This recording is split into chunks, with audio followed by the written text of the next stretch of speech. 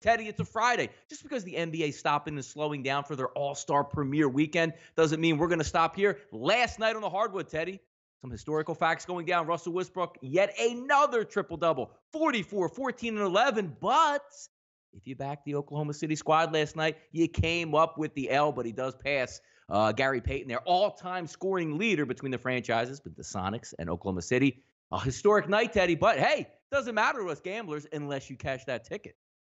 Yeah, exactly. Gary Payton record goes down. Oh, well, doesn't matter because OKC didn't win, let alone cover the point spread. And of course, I mean, what Russell Westbrook has done is truly extraordinary and continues to do.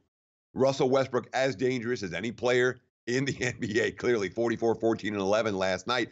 And I continue to look at OKC as the most dangerous contender for Golden State come playoff time. But look, we all know how this is going to finish. The Warriors are going to be in the finals. I think the Thunder meet them in the Western Conference Finals, but it's Golden State's title to lose, and everyone else is just an afterthought. Yeah, it's kind of interesting, Teddy, when you look at it last night, because we had some teams up there on the docket, which we're going to talk about next. The New Orleans Pelicans and also the New York Knicks last night. Walking dead. Nobody wanted to bet the New York Knicks. They come up with an easy victory, getting 7.5 to 8 on the road last night. And then we talked about, the tea leaves coming out of New Orleans. And how about this, Ted, if you were to say, you know what, in a close ball game at the half, Anthony Davis gets hurt, doesn't come out for the second half, and the Pelicans still get the win and cover. Obviously, the outright winner didn't even need the points there. You never know in gambling because, Teddy, I know you talked about it yesterday as well, going into the All-Star break. What are you going to get out of these teams? Some of these teams have multiple All-Stars that are heading to the All-Star break in Charlotte. Some are headed out to Las Vegas. If you had those two alternative plays, like I like to say, between the Knicks and the Pelicans, congratulations to you. Yeah, exactly. Cashing on the money line, not just plus the points. And, of course, the Knicks now have 11 wins on the season, along with Phoenix 11 wins, and the Cavs have 12 wins. They're all teams that are in prime tanking position, but no team is going to lose every game. And no team is going to look as bad as they did in their single worst game of the season the following time out. That was exactly what we saw last night. New Orleans came with an inspired effort. They were embarrassed in their last game. These are professionals, and they played very, very well. Regardless of the Anthony Davis injury, Julius Randle had a big game. Drew Holiday had a big game. And the Pelicans were basically wire-to-wire job in that contest. We talked about Knicks Hawks on the show yesterday saying, yeah, I understand there's no betting market support for the Knicks, but is Atlanta really the type of team you want to be laying 7.5, 8 points with off a win? And I talked about that Hawks track record off a single victory, which was not a bet on track record. It certainly wasn't a bet on team last night. Knicks got embarrassed. They didn't want to go into the All-Star break and have another week of everyone telling them how badly they suck. Impressive effort from the Knicks, and good for you if you had the Knicks plus the points or on the money line last night. They were both easy right side winners.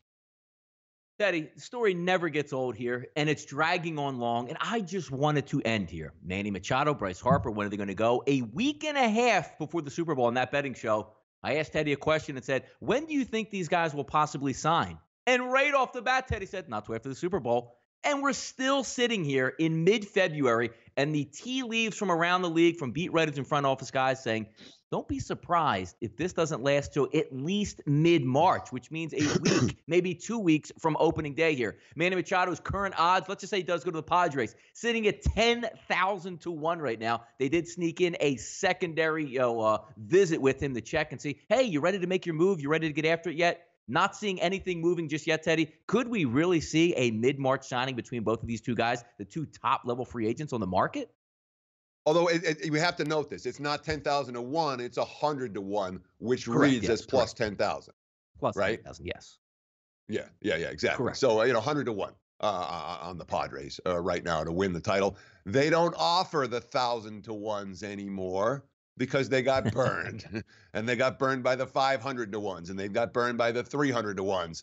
And now, even in the NFL, the crappy teams, you're hard to get 200 to 1. Remember when the Rams were 200 to 1 to win the Super Bowl? Mm-hmm. And they did, So what's happened is that the top end of the market for future odds isn't as priced as high as it was. You don't get those incredible offers or positive expectation opportunities on some of these long shots that may turn out to be live. All that being said, again, I talked about it yesterday. I'm going to talk about it today. The single most impactful free agent signing last year was J.D. Martinez for the Red Sox. He went a long, long way towards taking Boston to the World Series title that they earned last October/November. He was signed late March. Take the over. Anyone giving you a number on when Machado and Harper are going to be signed, take the over. There is no rush, and there's no market. No one's bidding against anybody else right now. So it's one of these situations that will continue to drag on maybe longer than we think. Yeah, Teddy, I think we have to thank Leicester City from the EPL and their 500-1 odds, which we watched in amazement as they won. Yeah, we're not going to see too many future odds being that high again because, as they say, boy, you're wasting your money if you throw it down on that one. Always look to the EPL and that record. I think it was, maybe 2 years ago that 500-1 ticket cashed in. So don't think we're going to see those too high here. That was 5,000 to 1. I mean, that was a legit 5,000 to 1. Yeah. Man, my goodness. That was the one, Teddy, also they were paying out early saying, we're taking so much collateral damage right now. We'll settle with you right now if you accept the number here. It's amazing. And which isn't a bad move for the bookmakers. One thing the European bookmakers have done very well, they pay out stuff early. They pay out both sides. They do a lot of publicity stunts that generate good publicity. We've seen none of that from the U.S., very little from the U.S. markets, with the exception. Didn't FanDuel pay out something early? Yeah, exactly. There's been a couple things that have been paid out early. Even going back, the little offshore model where they were paying out like the presidential campaign to Hillary Clinton early, paid that out and then won. It's very good promotional stuff. Points Bet, I think it was out of New Jersey, paid on the Saints game, Teddy, with the bad call. Yeah, yeah, and I thought, again, it's a way for a sports book to make a name for yourself. Good customer service matters, all right? Having happy clients matters. And these are the type of things that with more competition, as there is now across the globe, and certainly here in the U.S., we would expect to see more of. These are good things for bettors, not bad things.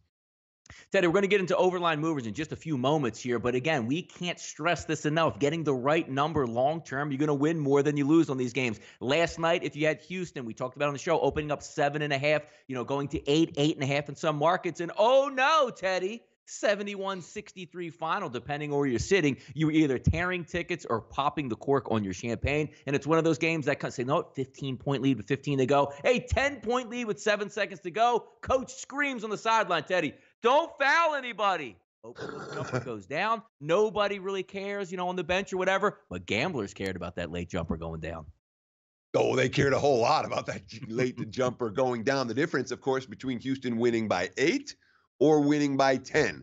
And with the closing number in the 8.5 range, having been bet up from 7.5 earlier in the day, that bucket mattered a lot.